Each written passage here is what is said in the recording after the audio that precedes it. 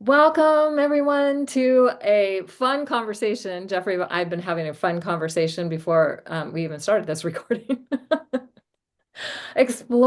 We're exploring the upcoming relationship, and actually, it's already in process of Eris and Chiron. And Eris is the goddess of chaos and discord, and Chiron is the shamanic healer, helping us to heal our wounds so they become our medicine, and we're no longer at the effect of them, but they become the medicine that we carry. And so these two coming together is truly an amazing thing that's happening. And if we think about it, Eris has a 500 and, if you round it up, 60-year cycle. Um, for her to go through all the parts of the sky in relationship to the earth and all of that. She's been in Aries since 1922, and she stays in Aries until 2048. Chiron's in Aries for about 8 years. So they've actually met in Aries prior, 1971, I think was the last time they met in Aries. Yeah. And so they've met in Aries, and then they're meeting in Aries this time. And then I don't think they get to meet in Aries before Eris moves out of Aries in 2048. But so this is like the big hurrah here. And so we decided that we wanted to I think we're going to do a series of these videos because this is so significant and so important. And we just want to begin by introducing what is happening right now and also how it's relating to the United States chart Chiron return that we have been in. And of course, in 1971, I think it was around 13 degrees Aries where they met. And so they weren't as close. They're really close now to the US declaration chart happening. And also the fact that Chiron is still in square to the USA Mercury at 24 Cancer. And so Chiron's and Eris are squaring that this whole year as well. So we're going to be exploring so much here around all of this. And I just wanted to say, great to do this with you, Jeffrey. And Yeah, it's wonderful, Kaylin. I'm really glad that we're able to have this discussion and share our ideas about this. I think, as we all know, the United States has been going through all of these various processes with the Pluto return and the Chiron return, and there's been a lot of discussion of that. And we might think of them as more like in the rearview mirror. However, there's still all of this fallout from it. Um, and furthermore, the thing that you just mentioned, I mean, we have to be aware that with Chiron and Eris coming together, that's for the whole planet. It's just that it's particularly affecting the United States and in those two archetypal ways that you're discussing. And I think, for at least some of the people who will be viewing this on my channel, it is important to remind people that we're talking about the planets as they're moving in the sky as a way to discern how these archetypes, which are these structures within the human psyche, how those archetypes are interacting. And we would like to hope that as they interact, they're also evolving.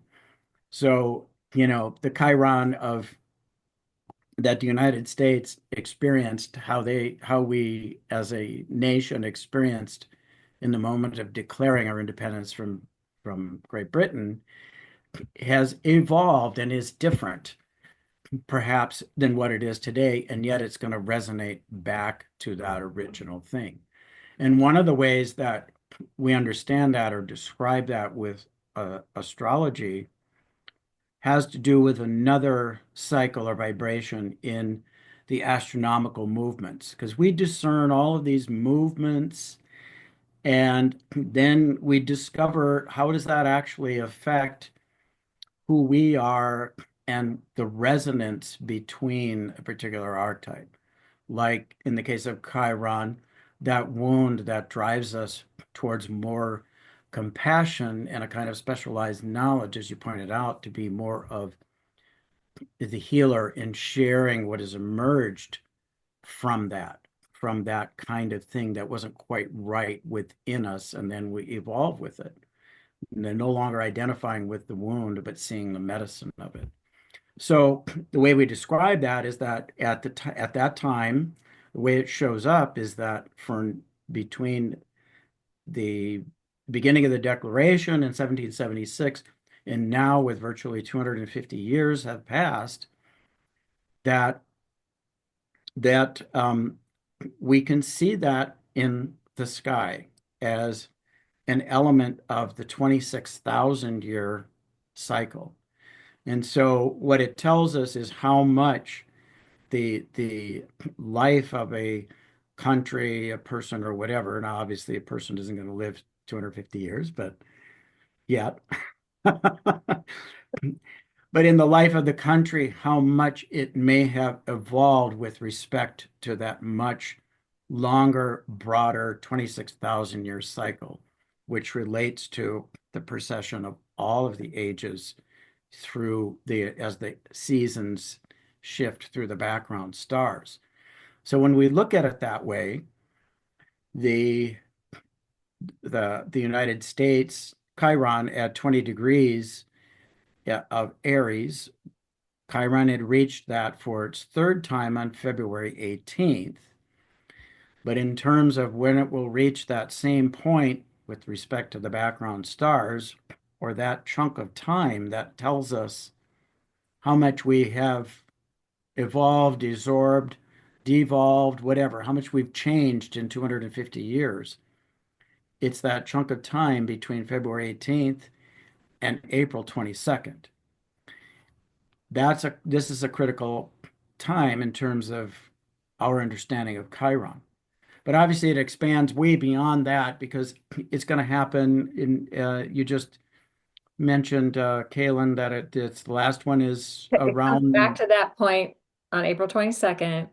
Then it's going to go retrograde, comes back to that point again on November 16th of Yeah, 2025. And then on February 17th of 2026, it comes back to that point again, moving beyond the 1 degree on March 11th of 2026. So we're in a window that really, as you're describing, Jeffrey, started in February when that was the last Chiron conjunction to the natal Chiron based on the degrees that we look at that chart. And now we're looking at it based on the precessional cycle and where Chiron was actually in the sky, and then how the is returning to these points. Chiron is returning to that point, which is continuing to activate the Chiron return. And I just love that because it didn't feel like it was over. right. On return was over. And so this is just like, oh, and then I was thinking, oh, Chiron squaring Mercury on the USA chart. So it's still, it's definitely not over. But and then we can add in Eris to this whole story Right. as well. And so as the goddess of discord and chaos being what creates something new. And so I'm just going to invite you to share that story of Eris. And then also there was something else you shared about because she wasn't invited to the party, how she's been pushed out. So I'd love for you to share Sure. about. Well, so the most well-known story of Eris, the goddess of chaos and discord, is where there was a wedding, and I'm not going to remember all of this right now because we're going to give it a little bit of a shorthand. But they all of the it was a big deal, and the goddesses were all there, and Eris wasn't invited because, who wants chaos at your chaos or discord at a wedding, right? And then so she presents this she gets annoyed with this and presents the golden apple to the goddesses, and okay, this can go to the fairest of them all. And that Places it on the supposed table like where they can't miss it. So with a sign that says this is for the fairest one of all. Right.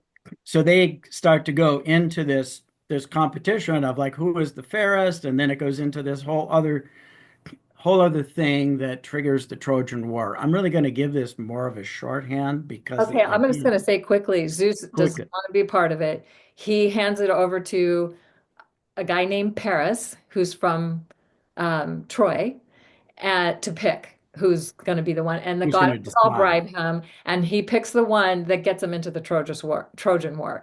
So he picks the goddess that gets him into the Trojan War. There you go. So There you go. creating all kinds of chaos and discord as a result. Yeah. Right. But if we look at this more of metaphorically, because all of these stories, whether they come from the Greek or any other culture, they're allegories. But particularly with these Greek stories that we draw in this case, we're talking about Eris, they're intended. They probably had multiple intentions, and they were firstly, they're drawn from the culture at the time. But when we look at them more from an archetypal or Jungian perspective, depth psychology perspective, they're allegories. They're stories that are supposed to help us to understand, to kind of wrap our minds around things that are part of our human experience. And so that's where we can kind of separate it from a story or even from the gender that it's the notion that it's a gender, a goddess or whatever. It's fine if we do, but it's the notion that we're within us as human beings, and maybe as us as individuals, is there strife or discord that leads to chaos, but that ultimately out of that chaos, something new can emerge. Because in that respect, the allegory is basically was kind of pointing out some of the hypocrisy and some of the ways that the as you involve the other male aspects with respect to the goddesses, etc., that aren't functioning in a way that allows for the inclusion of everybody, the inclusion or the movement. I guess to get more to the point is um, Eris may create all of this, and it supposedly led to the Trojan War and was the last to leave the battlefields because it was, there's that notion of those that do come into conflict don't, they're not going to give up their point, their position. But there was another kind of Eris that was described by the Greeks as well that had more to do with competition, say between city-states, that drove them more towards uh, a betterment than conflict. And I think therein might be some of the lessons that we can learn from Eris. But I find it interesting because I started learning astronomy as a young boy and got kind of dragged into astrology. I've told people this before, but it was not until my Saturn return and a woman that I was interested in said, "Hey, you should look into this." And I was like, I'm an astronomer, and like I don't believe in that until it was like, oh my God, is this ever accurate? And but because of that, that's a fascination of mine. And one of the things that happened with the discovery around the discovery of Eris is we got better and better instrumentation and we got better understandings of how planets formed. Um, the discovery of Eris with this 560 year, 559, 60, whatever I've seen different numbers for it. Um, Orbital period, it's well beyond Pluto. Well, it's about the same size as Pluto. It's a little bit more dense. So here it is, um, a significant planet, and they had to come up with a different model for, well, what is a planet? Meanwhile, they've been discovering a whole lot of other things. So something called the Nice model emerged. And in that, the understanding of the formations of the planets, to kind of give it just a short version, there were five gas giants initially, and they were closer to the sun. And as things developed, that movement, they tended to migrate outwards. And initially, Neptune was closer to the sun than Uranus. But Neptune migrated out past Uranus. And in the process, it was one of the major influences for organizing all of the other icy bodies, like Pluto and and to some degree Eris. But with Pluto, for example, that was the next body out there that we discovered. It's in what they call an orbital resonance. It's in a 2 to 3 orbital resonance. For every 2 cycles of Pluto, there's 3 cycles of Neptune. So there's this kind of gravitational connection. And if we think metaphorically again, Neptune being the collective unconscious, that place with which all of these different possibilities um, reside, these other states of consciousness out of which things can uh, uh, um, emerge. Pluto is a process that is contained within that, the idea of death, rebirth. And everything in the Kuiper belt is like that. But out beyond that is what they call the scatter disk. These are bodies that are still being scattered. They're still being influenced by these gravitational tugs and pulls. So again, thinking about it from the standpoint of an archetype, it still comes in, and over millions of years, Eris is out in the scatter disk.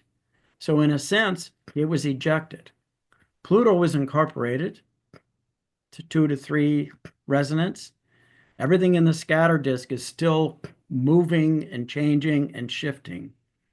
So there's this kind of idea that Eris, the uninvited guest, and in its physical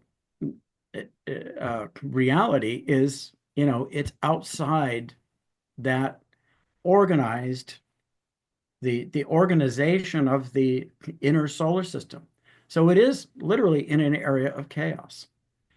I love And this. I just want to add something here because uh, if we think about Eris when she was discovered in 2005, she created all this chaos around, oh, now Pluto's not a planet, or they're the same size, but it's further out. And it was like, what do we do with this? So they decided to demote Pluto to a dwarf planet and promote Eris to a dwarf planet, call her a planet, not just some asteroid or something out there. So so in a way, it was kind of like an equalizing of those, Pluto and Eris in a way. But so now we don't consider ourselves as having 9 planets in our solar system, but most astrologers still use Pluto as a planet. And then would we promote Eris to being a planet? And with everything that's going on right now, she is such a major player, and that she's reminding us that it's okay. Chaos, discord, all these things are part of what challenge us. And if it's not challenging us, it's not changing us. So if we're going to be changed, we need to be challenged, and then we can grow and evolve. And so that is a lot of what Eris is bringing to us at this time. And yeah, so she's only been in our awareness for 20 years. yeah, and I think that's it is remarkable. And the idea was that yes, it did sort of equalize it. They are both considered dwarf planets, but in different areas of the solar system, because the Pluto is in an area that is more organized, and Eris is outside that, but it is considered a dwarf planet. And so they had criteria around that, and I think the thing that you're suggesting was that, well, yeah, they had to figure it out as they discovered more and more bodies, what really constitutes a planet, and based on the model that they see that explains a lot, they had to create these different categories. But that's the whole idea about, well, Eris, um, suggesting that Eris, that energy restructures things, brings it into chaos. As you said, it might bring it into what appears to be chaos, and it restructures things. But we know it's powerful. We know Pluto is powerful. Anybody who's had a Pluto transit, we know it's powerful. But in a sense, it's also, it has nothing to do with its size, but maybe more to do with all of its relationship and the fact that it is such a close relationship to Neptune in particular, that it is in this tight resonance with Neptune. So it's part of our collective unconscious has to go through a death rebirth process, a transformational process. I just have to add something here because Neptune Sure. yesterday, March 30th, we're recording this on March 31st, just went into Aries, where Eris has been since 1922 and will be till 2048. And at some point, they're going to connect with each other Right. by sign and degree. And so, whoa, that fact that that's happening, and of course Saturn's going to go into Aries, and and Saturn will connect a little sooner than Neptune, but anyway, so Eris is really important right now because she is in Aries, has been for such a long time, and because Chiron is in Aries and they're coming together. And this is something that hasn't happened since the early 70s. It's been over 50 years since they came together, and in Aries. So Hmm. here we are at this just truly remarkable, amazing opportunity to expand our awareness and invite in the chaos so we can be changed, so we can experience the change instead of rejecting it and saying, you're not invited. We don't want you here. We invite that to come in because that is part of us anyway, and it's happening anyway because we can see it happening around the planet where the chaos Right. is happening. And so we're not going to stop it. They weren't able to stop it by not inviting Eris to the party. They they wound up in a war that lasted 13 years or some crazy thing. Yeah, So some we can't crazy. reject it. If we're rejecting it, we're going to just make it bigger and more Right. in our awareness. So this is such an amazing time to be willing to invite what is happening to be present and to be present with it. Yeah, so this suggests a whole bunch of things. Like you said, we may explore these in future videos, but it suggests the questions that we might ask ourselves. I mean, I am particularly interested in what's going on in the world, what's going on in the United States. I mean, I partly got into this with my whole eclipse journey, which is another story. But the if we start asking that within ourselves, where is the strife within ourselves or the discord within ourselves? What would it look like to invite? I mean, can you even imagine it? What would it look like to invite chaos, you know, to the party? We don't even want to imagine that. And that's sort of reflective of the whole idea. Well, we don't even want to contain that in our, this notion that it's outside of the organized system or the bounds of the solar system in the scatter disk. And That is a The real, Greeks had a saying that it was out of chaos comes the world, and she's the goddess of chaos. So it was from her that the world was birthed out of this chaotic energy. And so sometimes that chaos needs to come back to create a new birth, a new way for us to be. And if we're willing to not reject it, to right. accept it and accept what's going on in some way that it's like, okay, how do we stay present? And I was sharing this with Jeffrey earlier, and this has been my big passion because we just completed the Superconductors of Love Summit. And I'll put a link in the show notes for people if they want to be able to have access to all of those amazing talks. It's free. You can get that.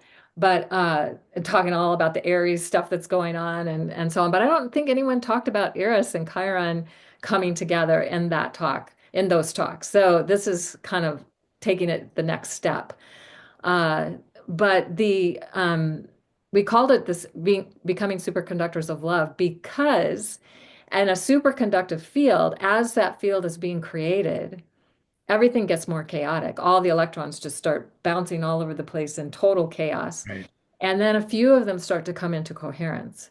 And when there's enough, it's a very small percentage come into coherence, then everything comes into coherence. It just boom, Suddenly just it's have that suddenly superconductor it just field. starts to shift. Yeah, Yes. And then the the field lower shifts. vibrational energies can't penetrate that field because they either have to get uplifted into it or bypass it. And that you only need less than 1% of the population to come into that coherent field. So I think Eris is helping us I I be I agree. honoring of the chaos so we can come into greater coherence.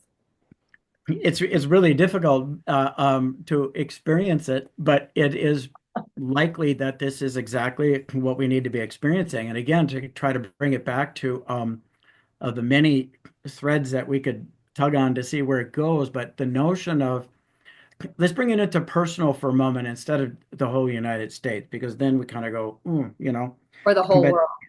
yeah, it's a whole world because it's so we're talking about Chiron, this energy that has to do with the wound, the way we felt wounded or not accepted, or some piece of that. There's that the whole big broad idea of what the Chiron story suggests to us that helps us to achieve more freedom, more of our individual expression, and then to bring it back into how we structure our life and more broadly society. It's a Chiron journey, perhaps, to have been, some person outside society, like, the gay, lesbian, etc., and they had to go through this whole journey until now, at least in some realms, they're more accepted part of the society. That's the bringing Uranus back to Saturn. And I go off on a digression a little bit because what I want to suggest to people is where's your wound in your medicine? Where does your wound bringing your medicine?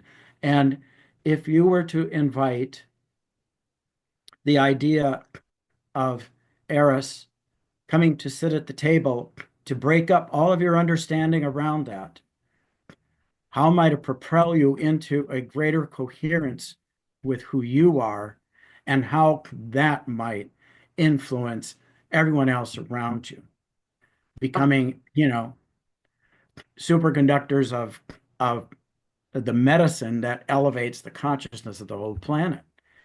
Yeah.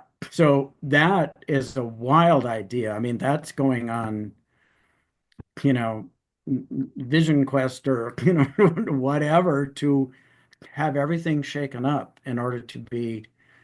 I used Vision Quest, but we can imagine any kind of a situation that where out of the chaos, something new can arise.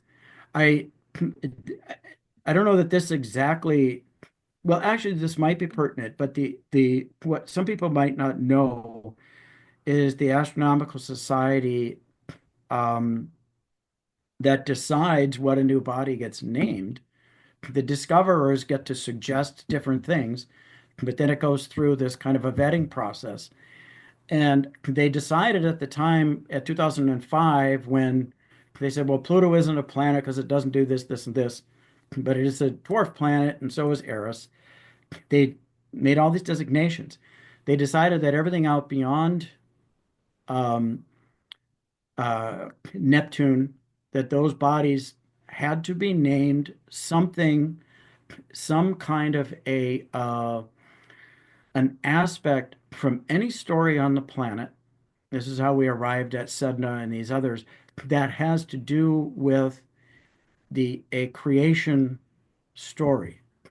So we're really that whole reordering also pushed us to draw from more than just the Western civilization idea of gods and goddesses. We're reaching out to others, even though Eris is Greek and probably had its correspondence before that, Egyptian, et cetera, et cetera. But that's how we're able to get Maki Maki. That's how we're able to get Haimea. That's how we're able to get all these other different energies.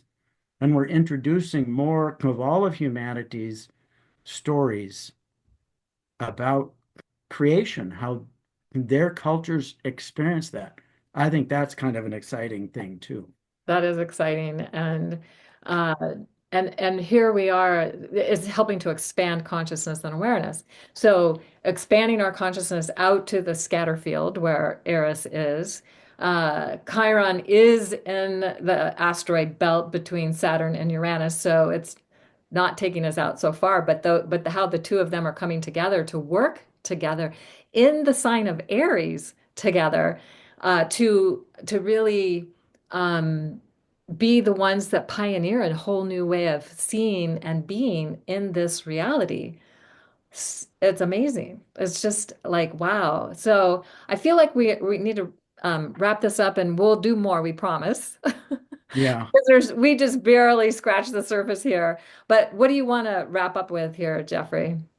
I think I want to make one more suggestion because of the way you just named that with Chiron. And again, to try to draw intuitively from what actually happened in the physical solar system to how we are one with that, how we are one with the universe, and specifically our own solar system. But Chiron was also one of these icy bodies, but instead of it being pushed outward, it was pushed inward and then found its stable orbit between Uranus and Saturn. And Eris, well, Pluto was pushed out but became resonant with Neptune. And Eris is still out there in the scatter disk. So we have these different energies coming together, and maybe that's where we can kind of start to dream into the idea of what would it be like to have chaotic situation drawing from outside ourselves and our understanding and bringing it to the Chiron, which is where's that inner wound that we know if we stop identifying with the wound, we can bring medicine and greater consciousness to humanity. How can those things work together? Reaching out in order to go deeper within. Oh, that's so good. I love that. Yes. So Yeah. more to So come. more to come, yes. So I did do a video on the Chiron return, USA Chiron return, that goes a little bit more into the story of Chiron and so on. I'll put that in the show notes if you haven't seen it, or if you have, you might want to revisit it. But now I wish I had said, because I said 2023 to 2025. Now I wish I had said 2026 because we have this additional information Right. about it. Right. Anyway, so stay tuned. We hope this was helpful and insightful, and is really inviting everyone to as we join together, because as we join together, then we'll be creating an intentional field that will help all of this manifest more quickly for the benefit of the greater reality. So thank you all so much. Thank you, Jeffrey. Bye. Bye.